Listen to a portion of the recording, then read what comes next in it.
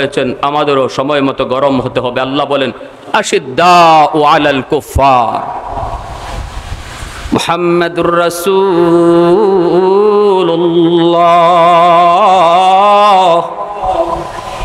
ওয়াল্লাযীনা মাআহু আশিদ্দাউ আলাল কুফার রুহাবাউ বাইনাহুম। আল্লাহ পাক বলেন আমার হাবিব এবং হাবিবের হাতে গড়া সাহাবায়ে কেরামের আদর্শ হলো তারা জায়গা মতো অতি গরম, আবার জায়গা মতো তারা অতি নরম। নিজেদের ভিতরে কোনো দ্বন্দ্ব নয়, নিজেরা তারা গরম হয় না। মুসলমানে মারামারি নয়, কাটাকাটি নয়, কারণ মুসলমানের সাথে আমার সম্পর্ক হলো ইমানের সম্পর্ক।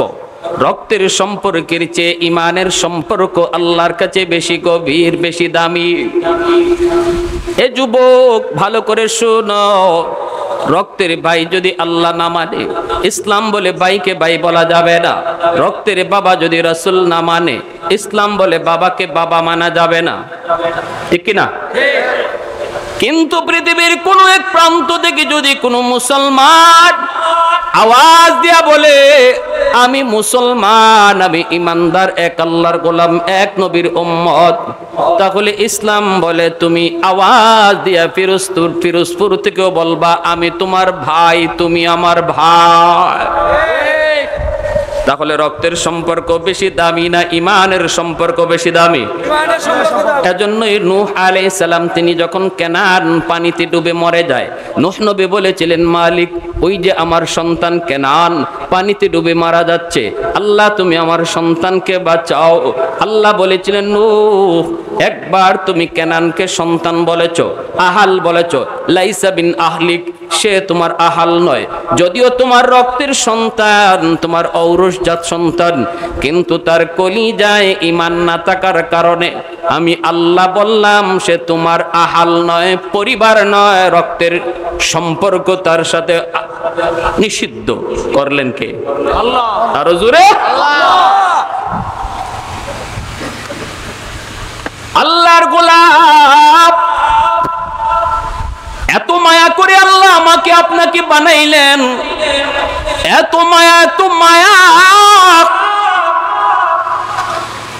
শয়তান আল্লাহর সাথে চ্যালেঞ্জ করে এসেছে, মালিক যেই মানুষের কারণে আজ আমি ইবলিস লানতের তখ্ত গলায় নিয়ে জাহান্নামী হয়েছি, এই মানুষ কেমন করে জান্নাতে যায় আমি ইবলিস দেখব। ডানে বামে সামনে পিছনে সর্ব জায়গায় ষড়যন্ত্রের জাল বিছায়া রাখব। আল্লাহ বলেন ইল্লা ইবাদাকা মিনহুমুল মুখলাসিন, কিন্তু আমার মুখলিস বান্দাদেরকে তুই কোনো ক্ষতি করতে পারবি না। তারা আল্লাহর মুখলিস বান্দার যুবক, যার দিলের ভিতরে আল্লাহ, হাতের মধ্যে দুনিয়ার কাম, কিন্তু দিলের ভিতরে বসায় রাখছে কারে? একটু জোরে বলেন কারে? হাতে তারে দুনিয়ার কাম, হাতে তারে এই দোকানদারি, হাতে হলো ঘরের কামকাজ, হাতে হলো দুনিয়ার কামকাজ, দুনিয়ার মাল, এই যে দোকানের মাল হলো তার হাতে, দিলের ভিতরে কিন্তু মাল নয়, দিলের ভিতরে আল্লাহ। কেমনে বুঝবো? কয় আজান হলে পরে দোকানের শাটার বন্ধ করে মসজিদে যায়, তাহলে বোঝা গেল দিলের ভিতরে দুনিয়ার মাল ছিল না, দিলের ভিতরে দোকানের মাল ছিল না, দিলের ভিতরে ছিলেন কে? আল্লাহ। ঠিক না? আল্লাহর হুকুম এই জমিনে যত মানুষ মানবে, হুকুম মানার দ্বারা শুধু আখিরাতে জান্নাত নয়, আল্লাহর হুকুম মানার দ্বারা দিলের ভিতরে আল্লাহকে বসানোর দ্বারা দুনিয়ার শান্তিও আল্লাহ পাক দান করে। তুমি দুনিয়ার শান্তি চাও, ঘরের শান্তি চাও, আল্লাহর হুকুম মানা সারা দিলের ভিতরে আল্লাহকে বসানো সারা দুনিয়ার শান্তিও আসবে না, দুনিয়ার শান্তিও আসবে না। আল্লাহ বলেন মান আমিলা সালিহাম মিন যাকারিন আও উনসা ওয়া হুয়া মুমিন ফালানুহইয়ান্নাহু হায়াতান তাইয়্যিবা। রব্বুল আলামিন এই আয়াতের ভিতরে তিনি পরিষ্কার জানায় দিয়েছেন, ইমানের সাথে যদি কেউ নেক আমল করে, কে না নেক আমল বেশি বেশি করে, কে নেক আমল বেশি বেশি করে, কই তার দিলের ভিতরে আল্লাহ বসাইছে সেই তো বেশি বেশি নেক আমল করে। দুনিয়ার কোনো কাম তারে নামাজ থেকে বিরত রাখতে পারে না, দুনিয়ার কোনো যায় ঝামেলা তাকে আল্লাহর হুকুম থেকে দূরে রাখতে পারে না, কারণ তার দিলের ভিতরে দুনিয়া নয়, দিলের ভিতরে আল্লাহকে বসায় রাখছে রে যুবক।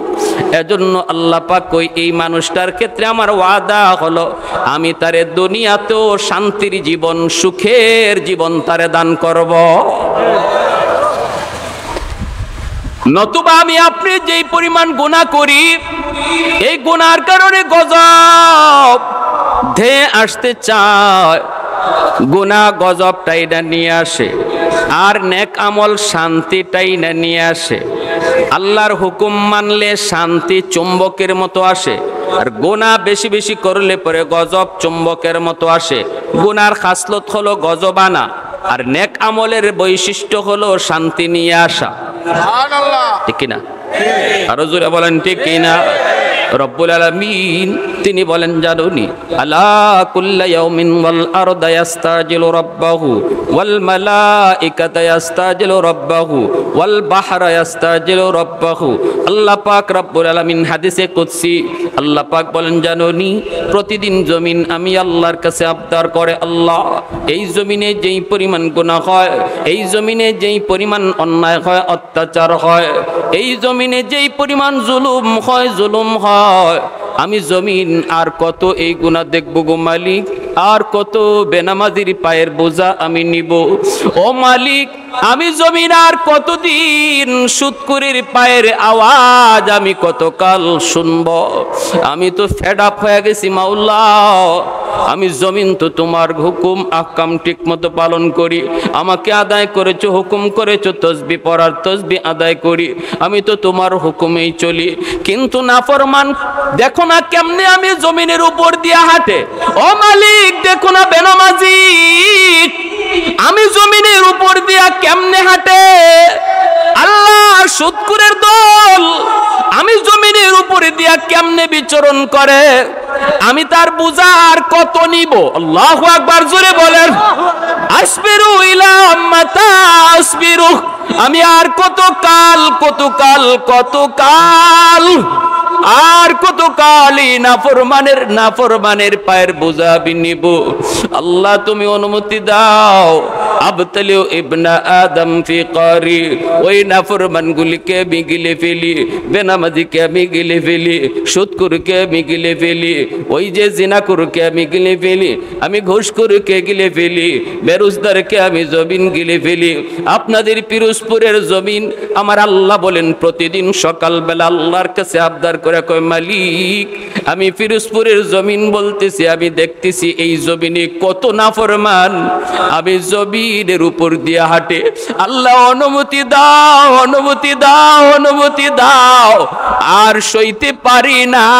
ওর অহংকারী চলা আমি আর সইতে পারি না, ওর পায়ের বোঝা, পায়ের লোড আর কত আমি নিব, কত নিব।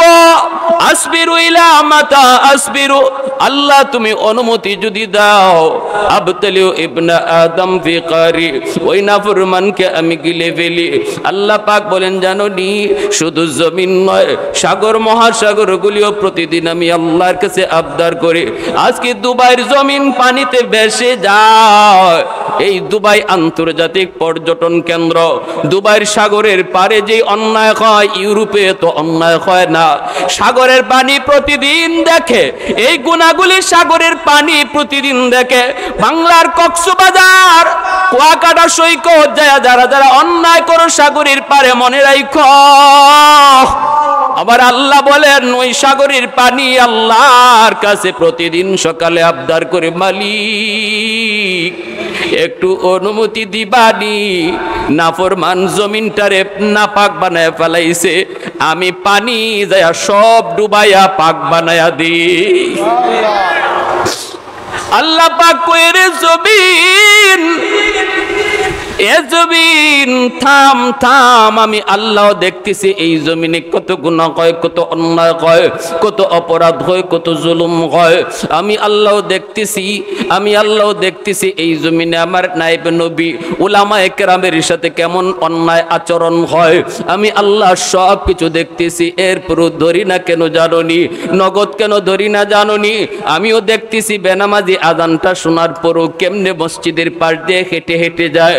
আমি আল্লাহ পাইলে নগদ ধরতে পারি, আমি আল্লাহ চাইলে নগদ ধরতে পারি, এরপরও ধরি না কেন তুমি জানোনি রে জবির? কারণ এই মানুষকে আমি আল্লাহ বড় আদর করে বানাইছি।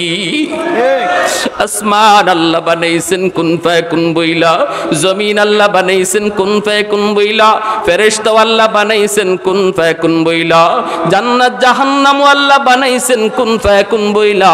কিন্তু আমারে আপনারে আল্লাহ পাক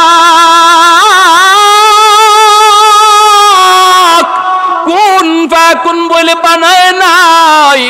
আমারে আপনারে যখন আল্লাহ বানাইছে, আল্লাহ বলে খালাকতু বিয়াদাইয়া, আমি ওই মানুষকে নিজের হাত দিয়া বানাইছি।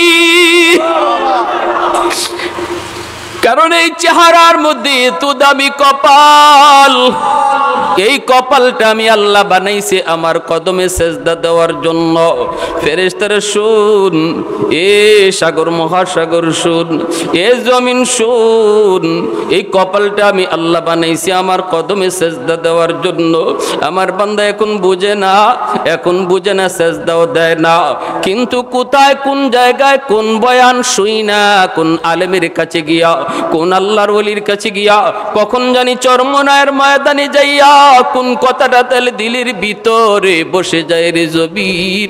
ওই কথাটা বসা মাত্রই আমার বান্দা যখন আমার কদমে চোখের পানি ফেলায় সেজদা দেয়, ওই একটা সেজদার উসিলায় আমি তার পিছনের জীবনের সব গুনাহ মাফ করে দেই।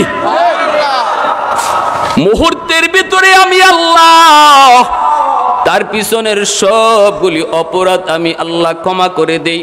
আত্তাইবু মিনাজ যামবি কামান লা যামবালা। এজন্যই আল্লাহর নবী বলেছেন, যখনই আল্লাহর কোনো বান্দা কোনো মজলিসে বইসা তওবার নিয়তে আল্লাহর কাছে কান্দে, এই কান্না কেউ দেখলো না, কেউ শুনলো না, এই কথা কেউ শুনলো না, কেউ জানলো না, কিন্তু মালিক আসমান থেকে আল্লাহ পাক আরশ থেকে তিনি তার বান্দার দিলের কথাটা আল্লাহ বলেন, ইমানদারের মাওলা আমি আল্লাহ, আর কাফিরদের কোনো মাওলা নাই, কোনো অভিভাবক নাই। তাহলে ভয় করব আমরা শুধুমাত্র কাকে? আওয়াজ দিয়া বলো কাকে? আমার রাসূল 10,000 সাহাবায়ে কেরাম লইয়া তিনি মক্কায় ঢুকলেন। নবীজি মক্কায় ঢুকেন না, নবী বলেন সাহাবীরা শোনো, রাতের অন্ধকারে মক্কায় ঢোকা যাবে না, শিশু হত্যা হয়ে যেতে পারে, যদি ওরা বাধা দেয় নারীর উপরে হামলা হয়ে যেতে পারে। আমি নবী কোন নারীর গায়ে হামলা সাপোর্ট করি না, কোন শিশুর উপরে হামলা ইসলাম সাপোর্ট করে না। রাসূল বলেন আমরা এখানে সমতল জায়গায় অপেক্ষা করব। আমি শুনাইতেছি আপনাদেরকে আমার রাসূলকে যে আল্লাহ বলেছেন, নবী সময় মতো খুব নরম, সময় মতো খুব গরম। শুধু দুইটা ঘটনা বলতেছি, একটু মন দিয়ে শুনেন, আমাদের এখান থেকে শিক্ষা নেওয়া উচিত, আমরা আমাদের জীবনকে কিভাবে সাজাবো। রাসূল সমতল জায়গায় অবস্থান করলেন, নবী বলেন শোনো, আমরা সকাল হলে পরে মক্কায় ঢুকবো, আজ রাত আমরা এখানে কাটাবো। শোনো, আমরা যে এই রাতে এখানে কাটাইতেছি, যার যার তাবু বানায়া, আমাদের রান্না বান্নার জন্য চুলা লাগবে, চুলা বানাও, আবার বাথরুমও লাগবে, বাথরুম বানাও। 10,000 সাহাবায়ে কেরামের জন্য যেই পরিমাণ চুলা লাগবার কথা, আল্লাহর রাসূল বলেন চুলা ডাবল বানাও, বেশি বানাও। আর বাথরুম 10,000-এর জন্য যা লাগবে রাসূল বলেন অর্ধেক কম বানাও। সাহাবায়ে কেরাম বুঝেন নাই বিষয়টা, যে রাসূল চুলা বেশি বানাইতে বললেন কেন আর বাথরুম কম বানাইতে বললেন কেন, বুঝেন নাই প্রথমে, বুঝছেন পরে। ঠিক কিনা জোরে বলেন? তাহলে বোঝা গেল যুদ্ধের রণকৌশল পৃথিবীর মধ্যে সবচেয়ে বেশি জানতেন আমার আপনার নবী। এজন্য দা 100 বই লিখেছে বিজ্ঞান একজন দার্শনিক, সে বলেছে আমি পৃথিবীর 100 জন মনীষীর জীবনী নিয়ে গবেষণা করে দেখলাম, সবার উপরে 1 নম্বরে শ্রেষ্ঠ মনীষীর নাম যার লিখতে হয় তিনি হলেন ইসলাম ধর্মের নবী মুহাম্মদুর রাসূলুল্লাহ। সে বলেছে আমি এমন কোন সেক্টর পাই না যেই দিকটাতে মুহাম্মদুর রাসূলুল্লাহর 2 নম্বরে রাখা যায় আর একজনকে আগায় দেওয়া যায়, এমন কোন একটা সেক্টর আমি পাই নাই, বরং সব জায়গায় দেখেছি মুহাম্মদুর রাসূলুল্লাহ সবার আগে। মক্কার লিডার আবু সুফিয়ান সন্ধ্যা রাত্রে লোক পাঠাইছে, সিআইডি পাঠাইছে, কয় যাও তো মোহাম্মদ কি পরিমাণ লোক লই আইছে, তুই যাই একটু দেখে আয়, সকালবেলা যে যুদ্ধ করব আগে কি পরিমাণ সৈন্য সাথে আছে এটা তো বোঝা দরকার। সিআইডি আসছে, পাহাড়ের উপর থেকে তাকাইছে, এই অবস্থায় সাহাবায়ে কেরাম তাদের খানা দানা রেডি করার জন্য চুলায় আগুন জ্বালাইছেন। 10,000 মানুষের জন্য চুলা যেই পরিমাণ লাগবে রসুল এই পরিমাণই বানাইছেন না এর চেয়ে ডাবল বেশি বানাইছেন? এখন পাহাড়ের উপর থেকে সিআইডি যে এসেছে ধারণা করতো যে কি পরিমাণ সাহাবী রসুলের সাথে, কি পরিমাণ মুজাহিদ নবীর সাথে, এটা দেখার জন্য আসছে সিআইডি। ও পাহাড়ের উপর থেকে তাকায় দেখে পুরা ময়দান জুড়ে খালি চুলা আর চুলা, আগুন আর আগুন। এখন সিআইডি মনে মনে কয় রাম রাম রাম রাম রাম, আমি আসছি মানুষ গণবো, এখন তো দেখি মানুষ কি গণবো, চুলায়ন না গণতে হইব, চুলা তো আগে গণতে হবে। এই অবস্থা দেখে সে ভাবতেছে একজনের জন্য তো এক চুলা বানানো হয় নাই, অন্তত একটা চুলার মধ্যে 10 জন 20 জনের খানা পাক হয়, ঠিক না? তাহলে যেই পরিমাণ ময়দানে চুলা দেখা যাইতেছে, যদি 10 জনের খানাও এক এক চুলায় পাক হয়, তাহলে মুহাম্মদুর রাসূলুল্লাহর সাথে যে কি পরিমাণ সৈন্য আইছে এটা গণ্য শেষ করা যাইত না। ইয়ে ব্যাগ গিয়ারে দৌড় দিছে আবু সুফিয়ানের কাছে, মক্কার লিডার যায় বলতেছে উস্তাদ তাড়াতাড়ি ময়দান ছেড়ে ভাগো, যুদ্ধ লাগবে না। কি পরিমাণ সৈন্য যে মুহাম্মদের সাথে আছে এর হিসাব নাই। কস না তুই একটু ধারণা করে ক না। কের ধারণা? মানুষ গণ্য কখন? চুলার হিসাব নেও, চুলার আগে চুলার হিসাব নাও। আবু সুফিয়ান কয় মানে? যেই পরিমাণ চুলা দেখলাম জ্বালানো হইছে রান্না করার জন্য, এই হিসাব করলে আমার কাছে মনে হয় মুহাম্মদুর রাসূলুল্লাহর সাথে না হইল 50-60 হাজার মানুষ আইছে, অথচ আল্লাহর নবীর সাথে মাত্র কয় হাজার? 10,000। কয় হাজার? 10,000। সাথে সাথে আবু সুফিয়ান কয় কসকি বলে জি 50 থেকে 60 হাজার মানুষ হবে। আবু সুফিয়ান কয় তাহলে তো যুদ্ধ করার জন্য একটু হিসাব কিতাব করে করতে হবে, আগে বুঝতে হবে মানুষ কি পরিমাণ। আবু সুফিয়ানের রাতের বেলা ঘুম নাই, সকালবেলা যুদ্ধের নেতৃত্ব দিবে সে।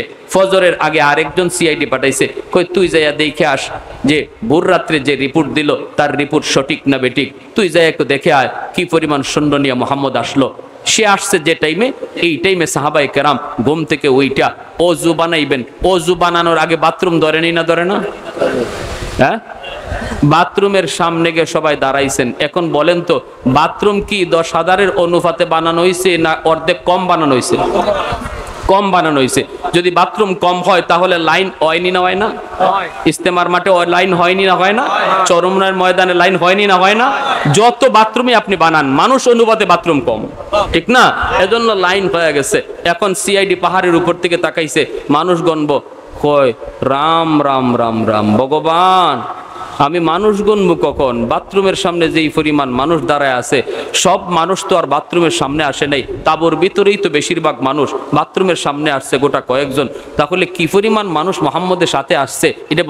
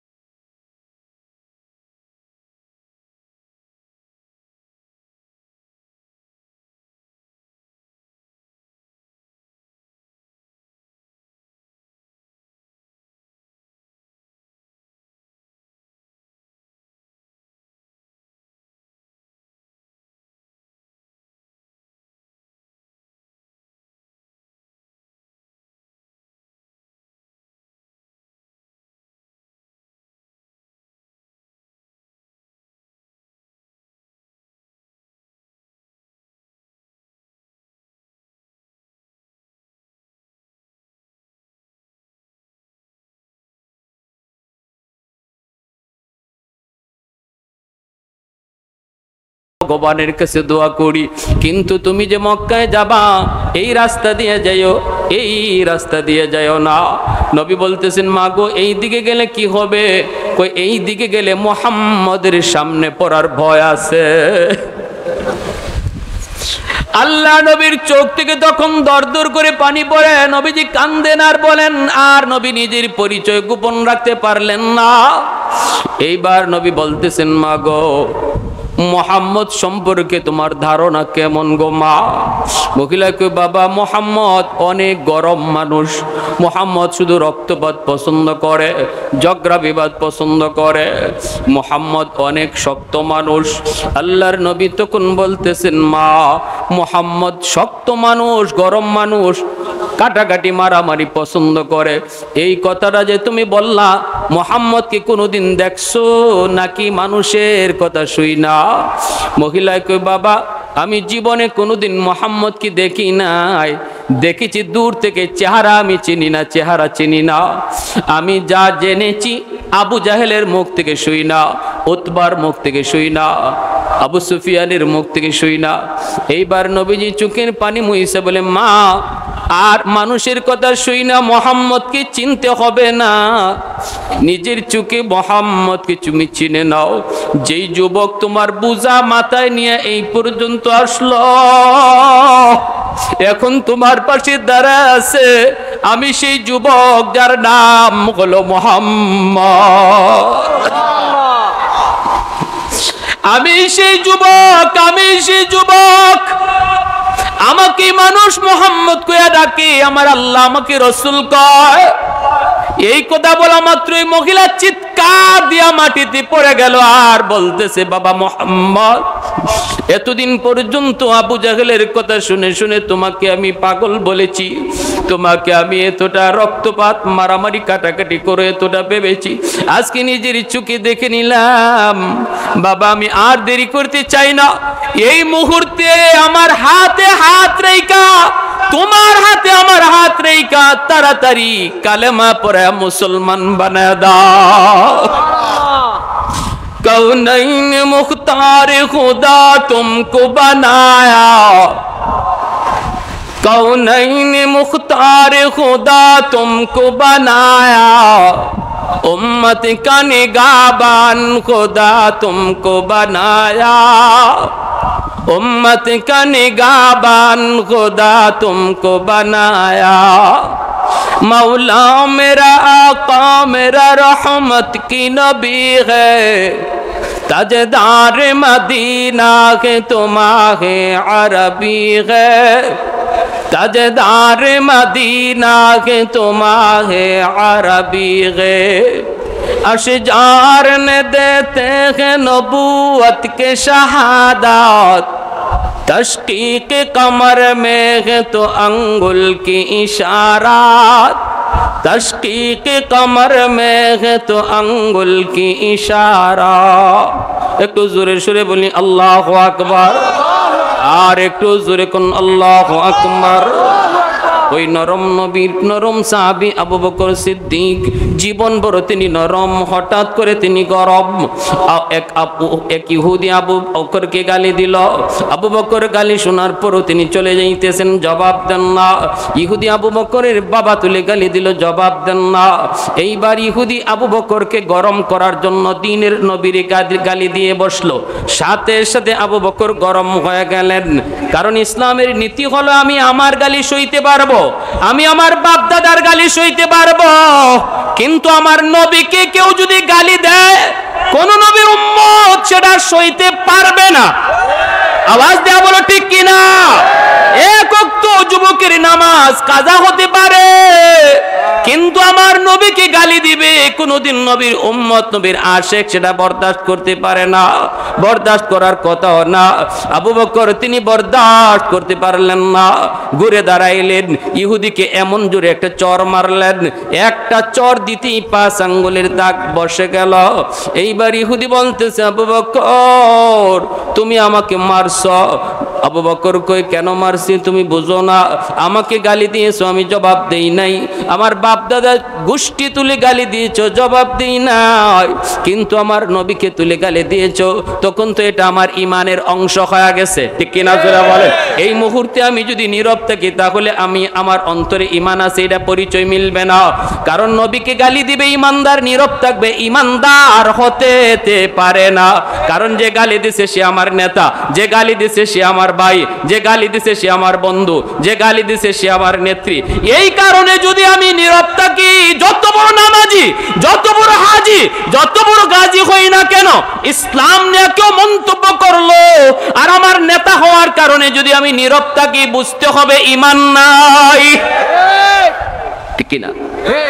ইহুদি কয় আমি মুহাম্মাদের কাছে বিচার দিব। সিদ্দিক আকবর বলেন ঠিক আছে তুই বিচার নিয়ে যা। ইহুদি আল্লাহর নবীর কাছে বিচার নিয়ে হাজির। আইসাই বলতেছে মুহাম্মদ তোমার সাহাবী আবু বকর আমাকে মারছে। আল্লাহর নবী কই কই মারছে? কই গালে মারছে। কই দেখি একটু। নবীজি তাকায় দেখেন 5 আঙ্গুলের দাগ বসে গেছে। তাহলে কি বুঝলেন? চটটা আস্তে না জোরে? জোরে বলেন। ইমানি দায়িত্ব নিয়া, ইমানি জজবায় যদি আপনি কোনো হাত উঠান, তখন এই হাতটা আর আপনার হাত থাকে না, এই হাতটা কার হাত হয়ে যায়? আল্লাহ। জোরে বলেন না, কার হাত? মুসা নবীর চর খাইছিল ফেরাউনে শিশুকালে, ঠিক না? ফেরাউন কোলে লইয়া মুসা নবীর আদর করব, আর মুসা নবী কোলে বইসেই ফেরাউনের গালে একটা চর দিছিলেন। এই চর খাইয়া ফেরাউন ডাক দিয়া কয় আসিয়া তাড়াতাড়ি আসো। আসিয়া দৌড়ে আসছে। কি হয়েছে কও না? কই যে ফুলারে তুমি রাখছো, যে ছেলেরে তুমি রাখছো আদর কইরা পালতেছো, আমার মনে হয় এটা ওই ছেলে যেই ছেলের হাতে আমার রাজত্ব যাবে। আসিয়া বলে কেমনে বুঝলা? কই আমি তারে কুলে নিছি, আদর করে চুমা দিব, আমার চুমা নেয় নাই, বরং আমার গালের মধ্যে কষায় একটা চর বইছে।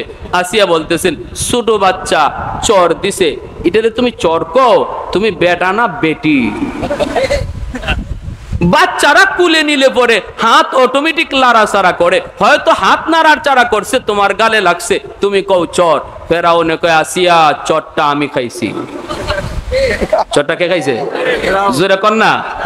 ফেরাউনে কয় চরটা আমি খাইছি, আমি বুঝি এটা কেমন চর। সাবধানে কথা কইও। আসিয়া কয় কি হইছে? কয় চরের নমুনায় কয় সে পুরাপুরি বুঝিয়া শূন্য আমার চটটা দিছে। আসিয়া কয় না বুঝে না। কয় না বুঝে। ফেরাউন কয় না বুঝে। চটটা যে দিছে একবারে বুঝদার মানুষের চর দিছে। আসিয়া কয় বুঝে না, ফেরাউন কয় বুঝে। আসিয়া কয় বুঝে না, ফেরাউন কয় বুঝে। কয় তাহলে এসো একটা পরীক্ষা করে নেই, পরীক্ষা করে দেখি সে বুঝে না বুঝে না। কয় কেমনে পরীক্ষা করবা? কয় দেখো এক জায়গায় আগুন রাখো, আর এক জায়গায় স্বর্ণ রাখো। ওই যে আগুন জ্বালায় আমরা আংরা আছে না, আংরা এরকম ওই স্বর্ণের মতো দেখা যায়। এক জায়গায় আংরা রাখো, আর এক জায়গায় স্বর্ণের টুকরা রাখো। এইবার তুমি এই বাচ্চারে সারো, দেখি হে কোন দিকে যায় আর কোন জায়গায় গিয়ে হাত দেয়। যদি স্বর্ণে হাত দেয় তাহলে বোঝা গেল যদিও শিশু পুরাপুরি বুঝ আছে, কারণ স্বর্ণ বুঝে আগুনও বুঝে, ঠিক না? আর যদি আগুনে হাত দে তাহলে বোঝা গেল বুঝে নাই। যদি স্বর্ণে হাত দে বোঝা গেল পুরাপুরি বুঝে, চটটাও আমারে বুঝেই দিছে। আর যদি আগুনে হাত দে তাহলে বোঝা গেল বুঝে না, চটটা না বুঝে দিছে। আসিয়া কইতে ঠিক আছে নাও এবার পরীক্ষা শুরু করে দাও। ফেরাউন কই শুন, যদি সে স্বর্ণে হাত দেয় তাহলে কিন্তু আমার তলোয়ার আর তার কল্লা আলাদা করে ফেলবো, এই বাচ্চা আমি রাখবো না। আসিয়া কই ঠিক আছে।